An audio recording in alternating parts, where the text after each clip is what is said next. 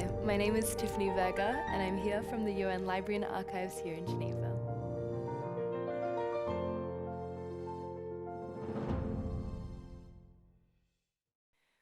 What was your position when you first met Kofi Annan? I was, in fact, in the Lebanese government, and I was in charge of preparing the Arab Summit of 2002. And Mr. Annan came to represent the UN at that summit. And it was, I could say, love from the first sight. We became friends that day.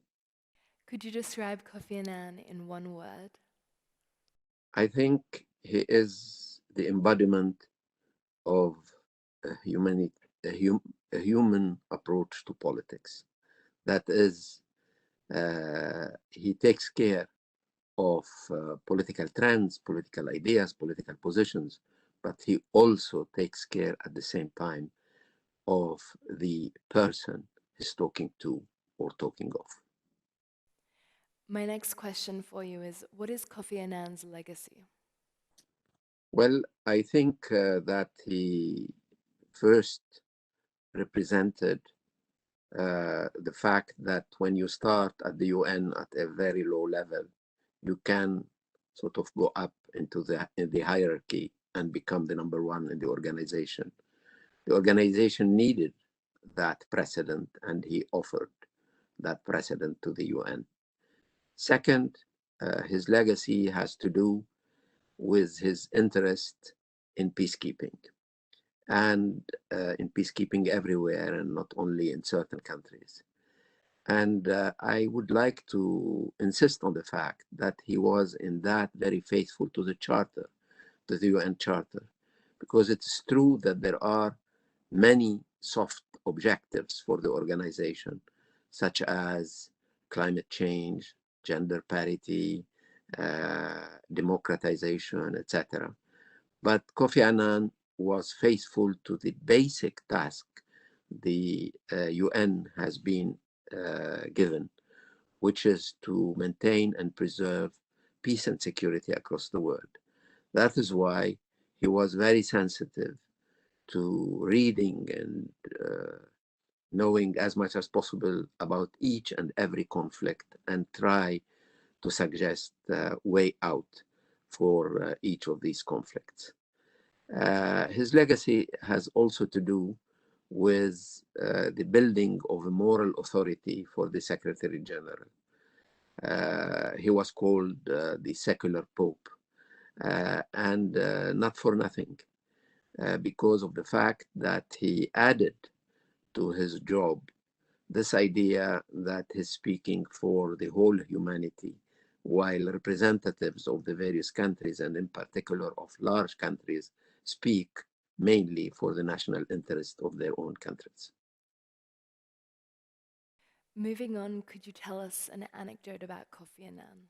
Well, how could I choose an anecdote other than the one I had with him immediately after the attack against the UN mission in Baghdad in August 2003. In the days following that horrible attack, where we lost 23 of our colleagues and more than 150 others were injured, I was in Baghdad, and I had to stay in Baghdad for many days after that. And I can tell you that he used to call me every day, and sometimes many times a day, to ask about each and every one of our colleagues, to make sure that we identified the bodies of those who passed away, that we are taking care of those who had been injured. And he would give me names and tell me where, in which hospital he is being treated, and do we need repatriation to another hospital. And so, and then when I left myself to report to him in New York, he took me to his residence. And again, his first question was specifically about each and every one of our colleagues who had been injured in that huge attack on the UN. Is there anything else about Kofi Annan you'd like to add? Well, I should say that I worked for him as a senior advisor for him. And he is a very intellectually, a very curious person. He would like to know more and more. And I remember interminable phone calls with him where he had a number of questions, and my answer led him to ask other questions about each conflict he felt that I can contribute to his understanding of that conflict. And then, when I was a member of his mission to the Rakhine State in Myanmar, I remember that he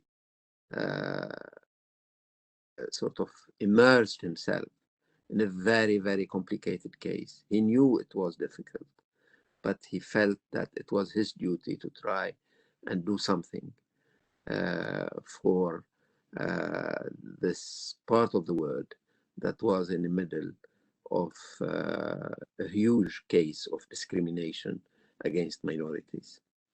Before that, he asked for my advice when he was in charge of the Syrian file. And again, I felt that he was absolutely aware how his mission there was impossible, but he was not looking for success. He was very conscious of his duty to serve, whatever the chances of success are. And this I learned from him. And I will never forget that he taught me that when you are asked to serve, in particular to settle a conflict, don't ask yourself, what are your chances of success? This is a question you should not ask yourself. You should go and try and do it.